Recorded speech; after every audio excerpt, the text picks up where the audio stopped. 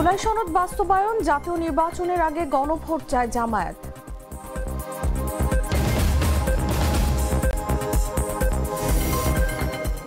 আওয়ামী লীগের সাংগঠনিক সম্পাদক ও সাবেক এমপি মোজাম্মেল হক গ্রেফতার।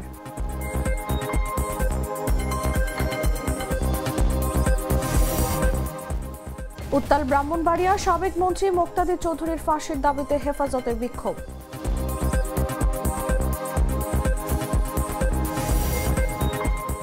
গাইবান্ধায় 7 জনের শরীরে দেখা দিল অ্যানথ্রাক্সের উপসর্গ, হাসপাতালে ভর্তি হওয়ার পরামর্শ।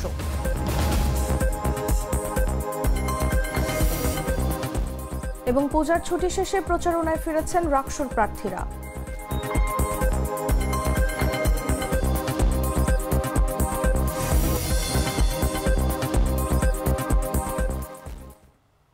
এতক্ষণ শুনছিলেন সংবাদ শিরোনাম। দর্শক, আমন্ত্রণ সন্ধ্যা 7টা নিউজে, সাথে আছি আমি Taslima Tithi. Treat chocolate, treat moment, sweet moment. চলে যাচ্ছি পুরো খবরে। জুলাই সনদকে আইনি ভিত্তি দিতে ও আরও পাকাপোক্ত করতে জাতীয় সংসদ নির্বাচনের আগে গণভোটের পক্ষে মত দিয়েছে বাংলাদেশ জামায়াতে ইসলামী। রোববার দুপুরে ফরেন সার্ভিস একাডেমিতে জুলাই সনদ বাস্তবায়নের প্রক্রিয়া নিয়ে রাজনৈতিক দলগুলোর সঙ্গে বৈঠক করে জাতীয় ঐক্যমত্য কমিশন। বৈঠকের পর সাংবাদিকদের সঙ্গে কথা বলেন জামায়াতের সহকারী সেক্রেটারি জেনারেল মাওলানা রফিকুল ইসলাম খান। জুলাই সনদের আইনি ভিত্তি দেওয়ার ক্ষেত্রে কনস্টিটিউশন অর্ডার যেটা আমরা আগেও বলেছি, এর ভিত্তিতেই জুলাই সনদের আইনি ভিত্তি দেওয়া যায় এবং এটাকে আরো পাকাপোক্ত করার জন্যই গণভোটের প্রশ্ন এসেছে। আমরা গণভোটের ব্যাপারেও আমরা বলা যায় অধিকাংশ দলই আমরা একমত হয়ে গেছি যে গণভোটও হবে। এই গণভোট কেউ কেউ বলছেন আগে নির্বাচনের আগে হতে পারে, আবার কেউ কেউ বলছেন যে একই দিনে জাতীয় সংসদ নির্বাচন এবং গণভোট জুলাই সনদের আইনি ভিত্তির বিষয়ে এই একসাথেই হবে, গণভোট এবং জাতীয় সংসদ নির্বাচন। এখনো আলোচনা চলছে। আমার ভাবনা আমরা অধিকাংশ রাজনৈতিক দলই এই ব্যাপারে আগামী দিনে ঐক্যমত পোষণ করব। খুব শীঘ্রই জাতীয় ঐক্যমত্য কমিশন অন্তর্বর্তী সরকারের কাছে চূড়ান্ত প্রতিবেদন জমা দেবে বলে জানিয়েছেন কমিশনের সহ সভাপতি অধ্যাপক আলী রিয়াজ। রোববার সকালে রাষ্ট্রীয় অতিথি ভবন যমুনায় কমিশন সভাপতি ও প্রধান উপদেষ্টা অধ্যাপক মোহাম্মদ ইউনূসের নেতৃত্বে জাতীয় ঐক্যমত্য কমিশনের এক বৈঠকে এই কথা জানান তিনি। প্রধান উপদেষ্টার সহকারী প্রেস সচিব সুচিস্মিতা তিথি এ তথ্য জানান। বৈঠকের বরাত দিয়ে তিনি জানান, প্রায় ঘণ্টাব্যাপী অনুষ্ঠিত এই বৈঠকে জুলাই সনদের বিষয়বস্তু ও এর বাস্তবায়ন পদ্ধতি নিয়ে রাজনৈতিক দলগুলোর মনোভাব ও এই বিষয়ে ঐক্যমত্য কমিশনের অবস্থান সম্পর্কে সভাকে অবহিত করা হয়। বৈঠকে প্রধান উপদেষ্টা অধ্যাপক মোহাম্মদ ইউনূস ঐক্যমত্য কমিশনের কাজের অগ্রগতিতে সন্তোষ প্রকাশ করেন। কমিশনের সহ সভাপতি অধ্যাপক আলী রিয়াজ বলেন, ঐক্যমত্য কমিশন সব রাজনৈতিক দল থেকে ব্যাপকভাবে সহযোগিতা পেয়েছে। এছাড়া গণমাধ্যমগুলো ঐক্যমত্য কমিশনকে অকল্পনীয় সমর্থন দিয়েছে।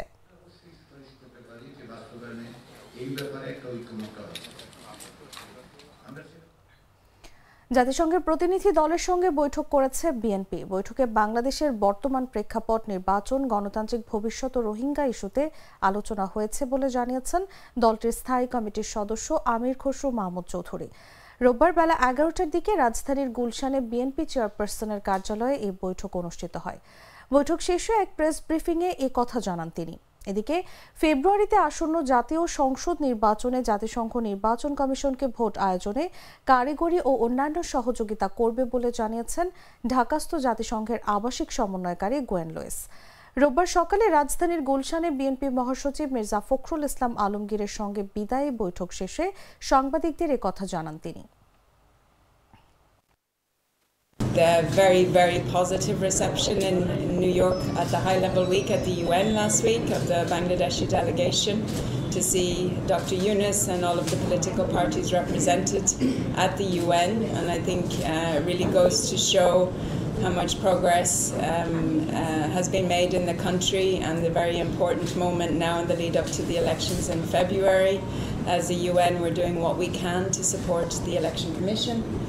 and to make sure that everything is in place at a technical level to do what we can support the next few months.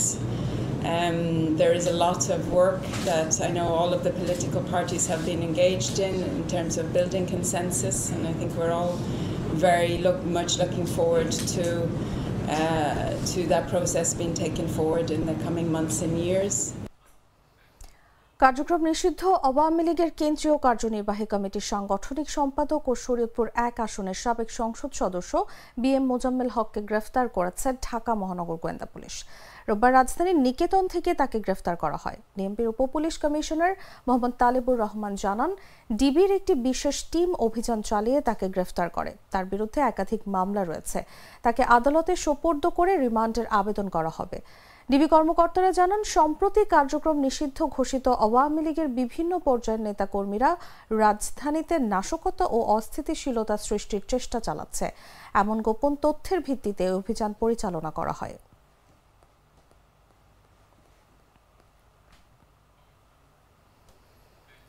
দেশের পুঁজিবাজার দীর্ঘদিন ধরেই অস্থিরতায় ভুগছে। উত্থানের চেয়ে পতন বেশি হওয়ায় বাড়ছে বিনিয়োগকারীদের উদ্বেগ ও আতঙ্ক।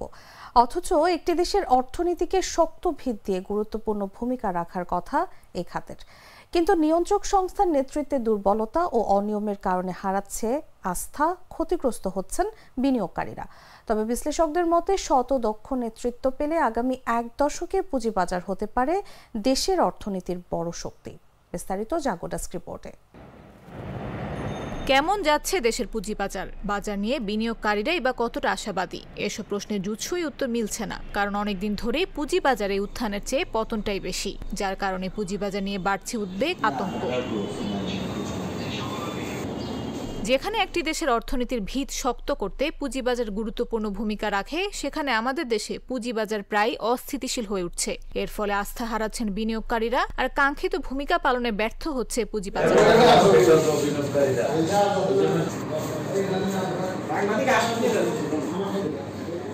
কিন্তু প্রশ্ন হচ্ছে, কেন অস্থির হয়ে উঠছে পুঁজিবাজার? কেনই বা শিল্পায়নে ভূমিকা রাখতে পারছে না?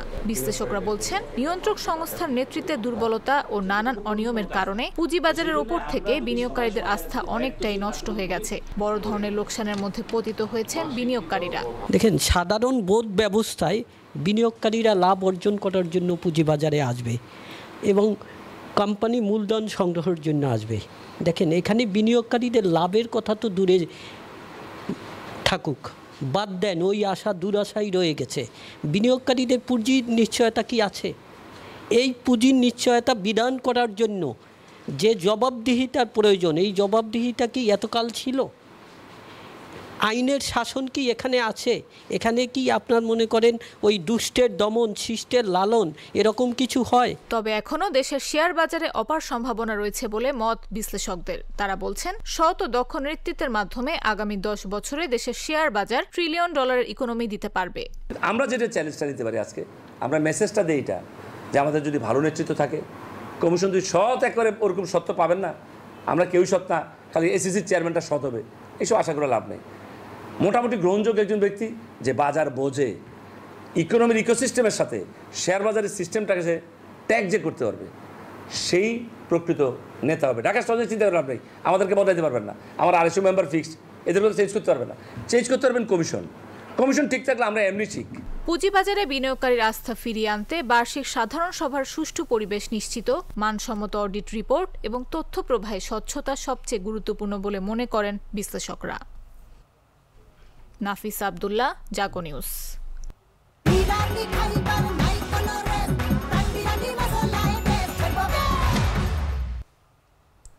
সাবেক গৃহায়ন ও গণপূর্ত মন্ত্রী আম ওবায়দুল মুক্তাদির চৌধুরীর ফাঁসির দাবিতে ব্রাহ্মণবাড়িয়ায় বিক্ষোভ করেছে হেফাজতে ইসলাম।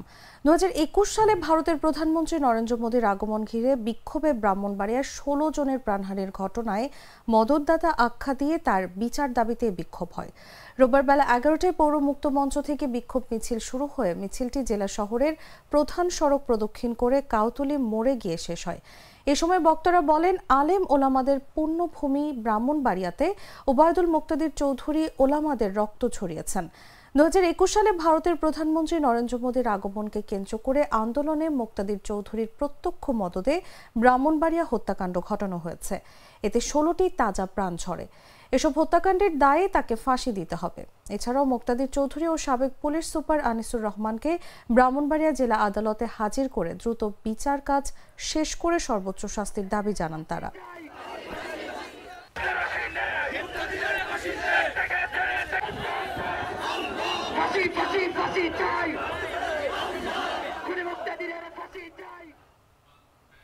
গাইবান্ধায় 7 জনের শরীরে অ্যানথ্রাক্সের উপসর্গ পাওয়া গেছে। গেল 3রা অক্টোবর সন্ধ্যায় শহরের রাবেয়া ক্লিনিক অ্যান্ড নার্সিং হোমে তারা চিকিৎসা নিতে এলে বিষয়টি প্রকাশ পায়। এ সময় ক্লিনিকে চর্মরোগ বিশেষজ্ঞ মঞ্জুরুল করিম 7 জনকে প্রাথমিক ব্যবস্থাপত্র দিয়ে গাইবান্ধা জেনারেল হাসপাতালে ভর্তি হওয়ার পরামর্শ দেন। চর্মরোগ বিশেষজ্ঞ মঞ্জুরুল অ্যানথ্রাক্সের উপসর্গ পাওয়ার বিষয়টি নিশ্চিত করে বলেন, অ্যানথ্রাক্স আক্রান্ত গরুর মাংস খেলে সাধারণত এই রোগের উপসর্গ দেখা দেয়, তবে দীর্ঘমেয়াদী চিকিৎসায় রোগটি সেরে যায়। এ বিষয়ে গাইবান্ধার সিভিল সার্জন রাকিবুজ্জামান জানান, কয়েকদিন আগে সুন্দরগঞ্জ উপজেলার বেলকা ইউনিয়নের কিসামত গ্রামে অ্যানথ্রাক্স আক্রান্ত গরু জবাই করা হয়। ওই গরুর মাংস কাটাকাটি করায় কিসামত গ্রামের কয়েকজন অ্যানথ্রাক্সে আক্রান্ত হন। তারা সুন্দরগঞ্জ উপজেলা স্বাস্থ্য কমপ্লেক্সে চিকিৎসা নিয়েছেন।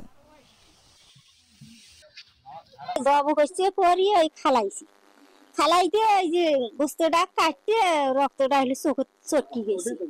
এই রক্তটা যে মোছামুছি ধোয়া ফাকলা করা না গেলে পরে না আমরা তার ওগুলো জানি না।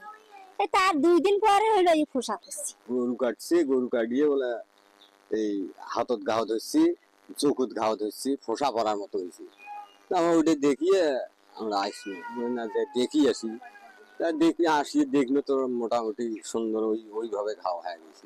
গরুর মাংস কেটেছে, যারা কাটার সাথে জড়িত ছিল তাদের ম্যাক্সিমামই এই রোগে আক্রান্ত হয়েছে।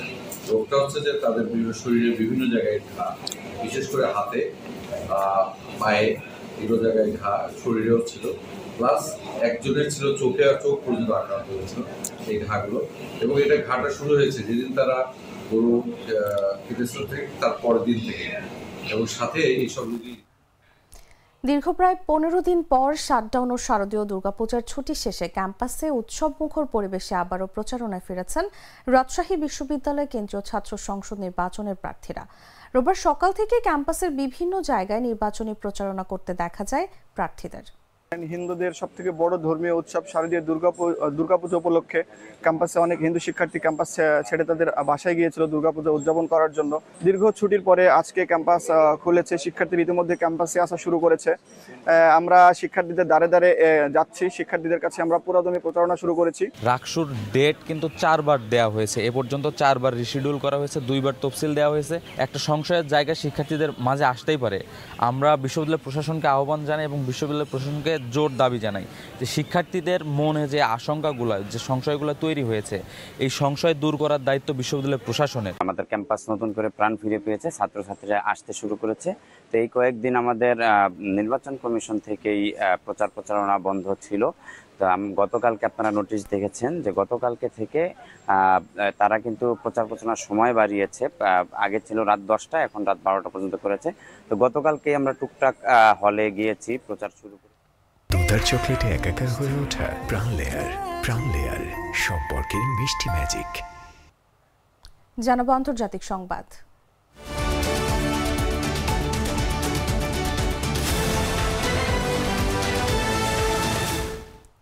আগামী কয়েকদিনের মধ্যে গাজায় থাকা জিম্মিদের মুক্তির বিষয়টি ঘোষণা দিতে পারবেন বলে আশা প্রকাশ করেছেন ইসরায়েলের প্রধানমন্ত্রী বেঞ্জামিন নেতানিয়াহু। টেলিভিশনে দেয়া এক বিবৃতিতে তিনি বলেন, হামাস নিরস্ত্র হবে এবং গাজা বেসামরিকীকরণ হবে। এটা সহজ বা কঠিন হোক, এটা অর্জিত হবে। যুক্তরাষ্ট্রের শান্তি পরিকল্পনায় সম্মত হয়ে হামাস শুক্রবার বিবৃতি দেওয়ার পর তিনি এমন মন্তব্য করলেন। তবে হামাস যে অন্য বিষয়গুলো নিয়ে আলোচনা চেয়েছে তা নিয়ে তিনি কিছু বলেননি। এদিকে সোমবার থেকে যুদ্ধবিরতি নিয়ে সংশ্লিষ্ট পক্ষগুলোর মধ্যে মিশরে পরোক্ষ আলোচনা শুরু হওয়ার কথা। প্রেসিডেন্ট ডোনাল্ড ট্রাম্প তার ট্রুথ সোশ্যালে বলেছেন, তিনি চুক্তির বিষয়ে হামাসের বিলম্ব সহ্য করবেন না। হামাসকে দ্রুত পদক্ষেপ নিতে হবে, না হলে সব শেষ হয়ে যাবে। দ্রুত কাজ করার আহ্বান জানিয়েছেন তিনি। পরে তিনি আরেক পোস্টে জানিয়েছেন, ইসরায়েল প্রাথমিক সেনা প্রত্যাহারের বিষয়ে সম্মত হয়েছে। যুক্তরাষ্ট্রের ২০ দফায় অবিলম্বে লড়াই বন্ধ ও ইসরায়েলি জিম্মিদের মুক্তির পাশাপাশি শত শত ফিলিস্তিনি বন্দীর মুক্তির বিষয়টি আছে। ইসরায়েলি ডিফেন্স ফোর্স বা আইডিএফ জানিয়েছে, ট্রাম্পের প্রস্তাবের প্রথম ধাপ বাস্তবায়নে প্রস্তুতির জন্য তারা একটি আদেশ জারি করেছে। এতে ইসরায়েলি সেনাদের নিরাপত্তার বিষয়টিকে সবচেয়ে গুরুত্বপূর্ণ বলে জানানো হয়েছে।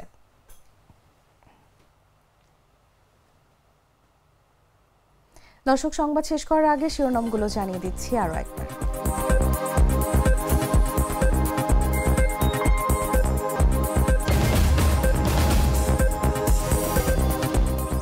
জুলাই সনদ বাস্তবায়ন, জাতীয় নির্বাচনের আগে গণভোট চায় জামায়াত।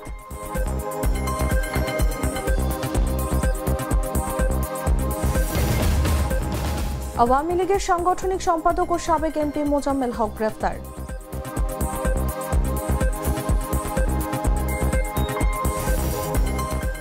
উত্তাল ব্রাহ্মণবাড়িয়া, সাবেক মন্ত্রী মুক্তাদির চৌধুরীর ফাঁসির দাবিতে হেফাজতের বিক্ষোভ।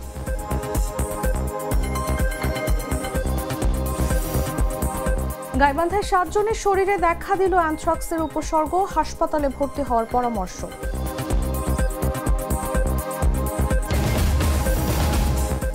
এবং পূজার ছুটি শেষে প্রচারণায় ফিরেছেন রাকসুর প্রার্থীরা।